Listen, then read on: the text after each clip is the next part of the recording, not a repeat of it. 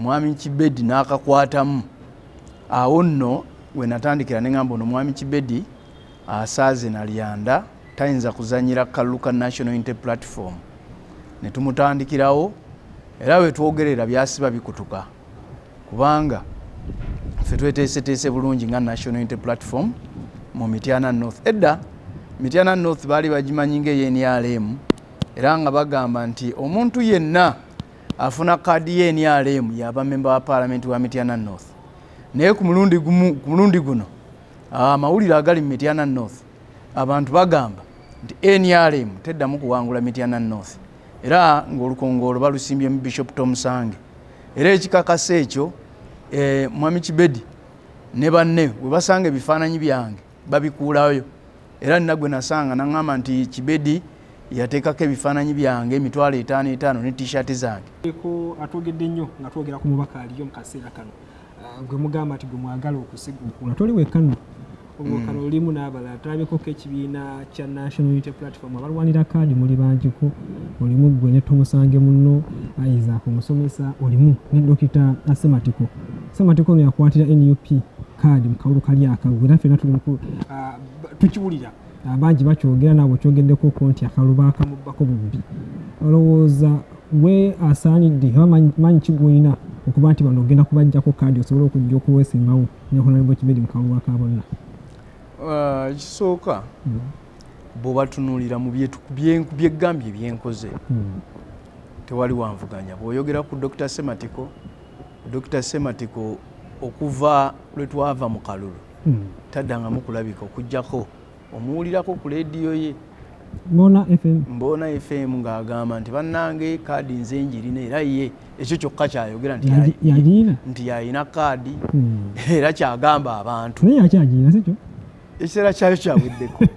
kyaweddeko yayizoga nti kaadi akyali ekiseera kyayo kyakola ki kasita bamubaka akalulu neddayo mu kasero eri wali mu kasero kati twazizo gino nawo nsobola okununula bannamityana kubanga mulundi guli nali nzija era namugamba nemugamba tukuwaddeyo chance emu kubanga obadde mu byobufuzi bya Mityana North okuva mu 95 nga ffe tukyali mu ssomero kakati tukuwaddeyo nemugamba kuwaddeyo chance emu ngenda kuwagira bw'ona owangula naye ne bw'ona oba owangudde oba towangudde ekisanja ekijja nze nzija ekyo nakimugambirawo era nemuwagira n'amaanyi gange gonna nemuwagira n'amaanyi gange gonna era olunaku lumu yali azza ekyoganyi nemuteeka mu motoka yange eggulawo open roof n'atambulira mu open roof nga nze muvuga era nengenda ku kyalo kyewaffe nemusabira akalulu naye era namugambira ku kyalo kyewaffe nemugamba tukuwadde chance ekyo akugamba watya bwe wamuwa chance nomugamba nti Dr. Sematiko ongenda kuwagira akalulu kano akajja njagala tojja kati ojja kuba obusobozi bwomuweddeko nze yakkiriza nagamba mumpagire nza mpereza ekisanja kyange ekisembayo nakkiriza kakati bwe yakkiriza kati ate akalulu abantu batuli awo ng'akomawo gati akalulu bakabbi naye omanyi mulimu ebintu ati twali tetulina ngeri gye tulwana Dr. Sematiko kye yakola mu kiseera ky'akalulu kyennyini yaddira ttiimu gye bayita Kisoboka n'agikwasa akalulu kaffe n'agamba nti ye akalulu kaffe yagenda keekuumira ne ttiimu Kisoboka n'addira ffe n'atugoba ku kalulu ab'NUP era akalulu bakakuŋŋaanya nga batwala mu nnyumba ya Kisoboka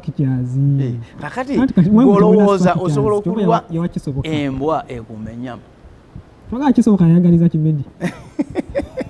goyinza okulowooza nti akalulu w'NRM asobola okukuma akalulu ka NUP ne katuuka mirembe so akalulu bwe katyo ne kagenda kakati oyo era ne bw'oyita mu constituency gweyitayo abantu bajja kugamba nti oyo twamuggyako amaaso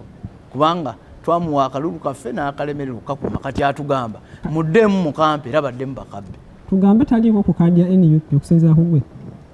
ate gwoba gwe osobola okuddamu omuwe kaadi akalulu akatwale wa Kisoboka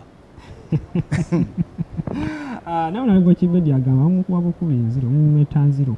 alwanirira ekitundu kye ekya Mityana North era okusinziira ku ye agamba Mityana North kati weetuuse tebangawokko kati ate yandibadde alwana ne Honorable Kirwanda ye bw'alaba Honorable Kirwanda at least Honorable Kirwanda oyinza ogaa nti oba yagezaako kubanga ye yabeera mu palamenti waliwo amasannyalaze agajja. Honorable Kibedi agamba ye yakoze ku masannyalaze awo alimba kakati juzi yayise ewaffe Kiyoganyi ng'agamba agenda kuleeta amasannyalaze. Nze nawandiika ebbaluwa mu urea nga urea ekyaliwo nempandiika ebbaluwa nensaba amasannyalaze g'Ekiyoganyi nengenda mu Umeme nensaba amasannyalaze g'Ekiyoganyi nendeeta abasaveya ne basaveyinga Ekiyoganyi era essaawa yonna bagenda tuleeta amasannyalaze Ekiyoganyi kasa yakiwulidde n'ayitayo ng'agenda alanga nti agenda baleetera amasannyalaze ogaletangani Ekiyoganyi. Amasannyalaze ngenda galeeta gwerinda ngenda galeeta ate olaba n'amazzi nze nagenda mu wota nensaba amazzi ne gajja ku kitundu kyewaffe. Kati Kibedi abuukira atya amasannyalaze goleeta? Kakati ye Kibedi olw'okubanga ali mu palamenti yeekwata ku bisubi buli kyawulira ate ebintu ebimu ebyo byabuuka nabyo Honorable Kiwanda yaleka abikoze ng'amasannyalaze amasannyalaze agamu layini ezo Honorable Kiwanda yaleka abikoze kakati ye kyeyakola n'agenda eri mu sisitimu ne bamuwa ekipapula kyatambula nakyo n'abagamba ngenda kubaleetera amasannyalaze. So nze ebbanga emyaka gineena sirabangako omubaka atapafominze nga Honorable Kibedi Nsegumire. Musajja mulaba mu bukiiko namulabye nnyo mu kakiiko ka Public Assurance Committee nga bakunya abapoliisi. Mu myaka ena ekyo kyosobola okugjayo. Kale nga tuwumbawumba kadi ya NUP olowoozamuko nti mwandisaanye okubeera ne consensus nga mmwe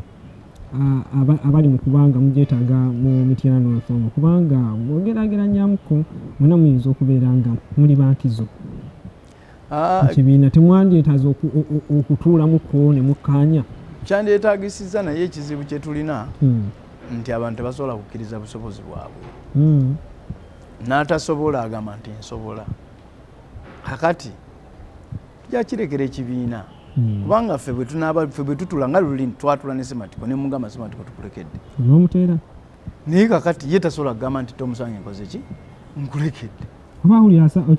Okiwulira bw'abanga luli ffe twasobola omulekera naye yandigaye ku luno katulekere Bishop agende kuba luli byankola ki byannema. Nze ntambudde emyaka egiwera ena nga ndi mu kuweereza mu constituency. Waliwo abaakajja mu myaka 3 ne bakuba ebipande ne bateeka mu myaka 2 ne bakuba ekipande ne bateekayo. Kakati abamu bakopa Bishop byakoze Bishop yakoze kino kati nange kangene nkikole. So nze nandirowoozezza singa abantu babadde benkanya bandibadde bandeka nensooka nengenda nenwanirira ekibiina netununula Mityana North. Neto musange kadi agireke tanatuuka. Bwe kakati bwoba olina Bishop oyinza ate okulowooza kumusomesa. Nawe geraageranya ng'olina Bishop nti ate oleeta omusomesa. Osomesa wano wennyini yabadde naye andaga byakoze ng'asaze naddako ne ku sayidi ye ey'ebyobulamu ngambye ambulance zonna zitaddeyo. Anti gambye tewali kye bakoze kye sikoze ate nze nsukkulumye kubanga ebisinga bagoba Bishop bajja ye musomesa yajja mu Mityana North azze kulwanisa Bishop era ye gyayita yonna alwana nani nze nwana na Kibedi wana NRM nze najja kulwanisa NRM kujija Mityana North naye ate musomesa Isaac ye yajja okulwanisa Bishop owe NUP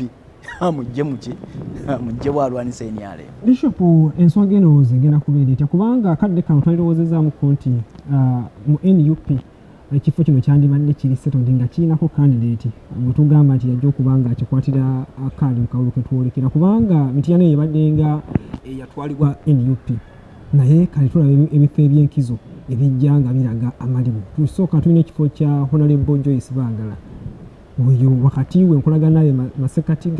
amasekati ge n'ekibiina ekulaga nti tuyinza okuba nga tujja kulabayo omuntu omala ajja okubeera ng'atwalibwa nga option okuddamu okukwata kaadi eyo. Then bwe tujjako kakati wano ewammwe nammwe mulaga muli basatu mwenna mufunvubidde. NUP kino kigenda tekigenda kugikosaamuko disitulikiti gye yabadde yakuttemu ngalo eyugemuko tekigenda gikosa. Nze kimanyi nti ekibiina kyaffe kya National Unity Platform kizze kirondoola era kizze kigoberera baani ababazi bakola emirimu gyaki GNUP baani abali royo eri ekibiina baani abanonye kaadi eri ekibiina kubanga waliwo abazze nga bo banonye ki nga banonye kaadi waliwo ababadde n'ekibiina ng'ekyabaleeta si kwesimbawo ng'ekyabaleeta kujja kulwanirira nkyukakyuka n'okuweereza ekibiina kakati nze mmanyi nti ekibiina kijja kutuula kirabe baani abali royo ani yajja ng'ekimuleese kunona kaadi kubanga naluli bajja bwe batyo ng'ekibaleese kunona kaadi era olwamala okuzibawo kyabalabayo kakati nze mmanyi nti ekibiina kyaffe kiraba pulezidenti waffe alaba amanya abatuufu era tetugenda kufuna buzibu bula bwonna mu mityana tugenda kugiwangula yonna ebeereyo NUP ya saidi y'ekibiina bwe tuddako wano ewammwe Kiwanda okomawo kubanga yali abaddeko mu palamenti n'ava n'addayo ayise agenza emirundi egiwera nga ebiri tofunamu okutya nti omuntu ono ali experienced enough tofunamu okutya nti wabanga obaoliawo yakutte kaadi ya NRM oba ne bwaba tagikutte n'asalawo n'akomawo nga kamyufu kawedde n'akoma mu kawulo ka bonna lowoozamuko nti aba threat eri mwenna nze ku luli yagenda era okudduka nga abantu bamugjeeko amaaso yadduka buddusi amanyi nankagwe yamugamba buli we yayitanga ng'abantu bamujjukiza ebyaliwo abantu bamujjukiza ne bamugamba mu kisanja mu palamenti y'omusanvu mwali obukadde 5 enguzi nemukolaki nemujjako ekisanja kyaffe kati mwe mutubonyaabonya ate mu palamenti gye yasembamu okubeeramu yali yamwenda mu palamenti gye yasembayo okubeeramu ate era ne baddamu ne bali obukadde 29 ne bajjako ekkomo ku myaka kutugoberera kakati ye buli we yayitanga wamga ndi musajja goli muli wanguzi luli twakusindika n'oli enguzi obukadde 5 ne mujjawo ebisanja naye yakuba olukungaana emiti actually yali mutetema wennyini nnyini awo opposite ne poliisi ewuwe n'abeebuuzaako temwali yajja ekiyoganye ne tumugoba bamugoba yajja ne nabakobatebabakkiriza babagamba constitution yaffe temugikwata mwabanyonyolera mu kkubo kakati agamba nti yayitawo ova toyombi yayomba naffe kubanga bye twamutuma ate yesi bye yayogera mu parliament kakati buli we yayitanga ng'abantu bamugamba ekyo era waliwo we yakomya kampeyini ye kuba yatambula kwolwo yali atandikidde waffe kiyoganye n'atambula n'atuuka emagoma bw'atuuka ebinajja abantu bamugaana okwogera era teyayogerawo kigambo n'ekyo enkeera twawulira alangirira ngaga nti akalulu nkakoze ki nkavuddemu teyayomba nammwe mwamulemesa okubanyonya kaakati so nze mmanyi ekintu kimu nti abantu ba Mityana North olwaleero baagala muntu mupya kubanga kiki kyagenda okukola kyatakola mu myaka 20 ate oli wakugamba nti ababaka bali ku luno oluvuganya gavumenti basibidde nnyo ekikookolo mu bitundu byabwe era ku service delivery ate kakati gavumenti esiba ebikookolo gavumenti yo yajja kuweereza omanyi omuntu bw'obanga oli mu bukulembeze kuweereza abantu bonna tososodde naye kati bw'otandika okugamba nti ate kati bano ngenda basiibira ekikookolo ate bano sijja kubawa ssente bo tebawa musolo lwaki bw'oba oyagala omusolo ogenda n'ogunonayo Bishop kyaliwo ne pulezidenti we yina akantu akatrending ennyo ku mitimbagano okugamba nti Lukwago ali yayambadde ebijegete obuyinza ffe twabomujjako yali ayambadde ebikufulu bye alowooza akyalina kyayinza okukola kino senga kituuseewo ogenze mu palamenti naye palamenti oluusi gavumenti byandibadde ekuwa nga gwe omukulembeze okukwasizaako mu kitundu kiganye ate nga tenkwasizaako okwekwatira gavumenti buvunaanyizibwa bwayo okulaba nti esindika ssente ku disitulikiti era ebintu nga bwe gambye nti Mwami Kibedi bye yeewaana nabyo nti yabikoze si buvunaanyizibwa bwe si yabikoze disitulikiti yekola enguudo era disitulikiti ekola budget ne bagiweereza ssente okiwulira so nze manye ekintu kimu nti nja kusimba Nakakongo okulaba nga ssente zigenda Emityana nga ziva mu central government zigende ziweereze bannamityana. Bishop nga tuwumbawumba olwokalo luno olw'ekifo kya Mityana North 2026 ani gwolowooza nga tali gwe golowooza oba nti yayinza okuwa hendeke nti yalimu kugumba ngoga nti oluyinza okutyama gwe mpulira gwe tuyinza okumegganamu naye ye Kibedi naye ate ngena muwangula gwe mpulira gwe nsobola okumegganamu naye naye abasigadde ndaba Kibedi ono gwe nsobola okumegganamu naye naye abasigadde sirabawo mulala. Kweyanziza ali ku mukutu DKTV Uganda ebale kuba naffe Bishop Tomusange omu ku beesimbyewo kifo ky'omubaka wa Parliament Mityana North constituency gye bajja okubeera nga babeekanye. Okusooka ajja kunoonya kaadi ya NUP kubanga kyekibiina kyakkiririzaamu kyasangusifaibingako kyajja okuba nga yeesimbirako oluvannyuma mu kalulu ka bonna. Mwami Kibedi n'akakwatamu awo nno we natandikira ne ngamba ono Mwami Kibedi asaaze nalyanda tayinza kuzanyira kalulu ka National Unity Platform ne tumutandikirawo era we twogerera byasiba bikutuka kubanga ffe tweteeseteese bulungi nga National Unity Platform mu Mityana North. Edda Mityana North baali bagimanyi ng'eNRM era nga bagamba nti omuntu yenna afuna kaadi y'NRM yaba memba wa Parliament wa Mityana North. Naye ku mulundi guno amawulire agali mu Mityana North abantu bagamba nti NRM teddamu kuwangula Mityana North era ng'olukongolo balusimbye mu Bishop Tomusange era ekikakasa ekyo Mwami Kibedi ne banne we basanga ebifaananyi byange babikuulayo era nagwe nasanga naŋŋamba nti Kibedi yateekako ebifaananyi byange emitwalo 5 ne t-shirt zange nti amutwalira ekifaananyi kyange 5 naye sigenda kuggwamu maanyi ebyekalangaalo yabijjeeyo ebyo nateeka kikandwa matte nasanze bivuddeyo ebifaananyi byange agenda abijjayo naye kati omuntu watandikira okulwana n'ebifaananyi kitegeeza nti gumutudde mu vi essaawa yonna kalwane n'ebifaananyi naye nga Katonda bwali omulamu Kibedi nseegumire tagenda kudda mu Parliament. Bishop Tomusange yajja kale Bishop mu kaseera kano omuntu yenna yandibadde alwanyisibwa okuva mu Parliament yoyo atakoze nsonga ki z'olanga Honorable Kibedi nti zimulemye okuvayo mu okuula mu Parliament? Ekisooka kyennanga Honorable Kibedi ekisooka kubba kalulu yabba akalulu kaffe aka National Unity Platform si yalina okubeera mu Parliament era kyova olaba ebintu byenkoze mu myaka gyabadde mu Parliament ng'omubaka wa Parliament ng'afuna ssente za Parliament tannabikola kubanga nze nkoze ebintu ku ssente ezange ez'endobolo abakkiriza ze baleeta mu kkanisa ne tuziza mu community okuyamba community ngabidde ebyala amabomba agafuuyira nkoze bulungi bwansi ku nguudo eziwera 12 nga tukola bulungi bwansi ne tuyiwako omumalamu awamu ne tuteekamu n'ebigoma ebyo Kibedi tabikoze era Kibedi enguudo zagamba ezikoleddwa zezo gavumenti zeekoze ku ssente za gavumenti kuba kati yewe aba agamba nti akoze enguudo kati ate district ekoze eki Mugisha akoze eki kubanga ye yeewaanira ku nguudo nakoze oluguudo luno naye nze bwe ŋŋamba nti ekalalo nataddewo ebigoma 8 mba nabitaddewo ku ssente zange tinatadde ebigoma 8 ekiryokya munesibye buziina mba nazitaddewo ku ssente zange kakati ekisooka kyemuvunaana talina kyakoze mu constituency. Ekisooka bw'otunula mu Parliament sinnamulabako ku floor ya Parliament ng'ateesa ekyo nkimuvunaana ng'omubaka yagenda okutukiikirira omubaka omulimu gwe ogusooka representation tatukiikiridde simulaba ku floor ya Parliament. Ekyokubiri waavuddeyo okwogera ng'ayogerera eno ebbali ayogedde ku mateeka 2 aganyigiriza bannayuganda yavaayo ku tteeka ly'emmwanyi n'ayogera n'agamba nti ye si mulimi ye musuubuzi n'olwekyo ebyemmwanyi tebimukwatako emmwanyi batwale ekyo etteeka ly'emmwanyi ne likola ki ne liyita ate nawulira amawulire nti baalya miliyoni 4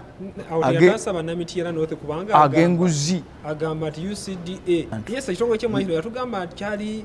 actually ye UCDA yagamba baali batulugunya baali bakoza bannamityana North akagiri nti babasanga ne bayola emmwanyi oba nnamu nga bayola buyozi ne bayiwa nga bo balina ekigendererwa kyabwe ekyenkizo. Ebyo yabyogera kubanga yali abuliddwa kye yeekwasa. Ekyokubiri baleese etteeka ly'okuzzaayo bannayuganda oba abantu ba bulijjo mu kkooti y'amagye era ssebo omwami oyo yavuddeyo n'agamba nti ebyo tebinkwatako kubanga nze tebajja kuntwalayo. Bannayuganda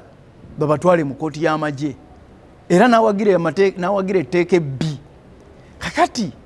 ekyo kyekizibu ekisooka kyemuvunaana tatukiikiridde bulungi, n'olw'ensonga eyo tugenda kumugjayo mu paalamenti ŋŋendeyo nkiikirire bannamityana North. Ngale bogambye biki byokoze gwe ebikufuula omubaka omulungi newakuba toli mu paalamenti? Ebinfudde omubaka ow'amaanyi okusukkuluma ku Kibedi, nze ekisooka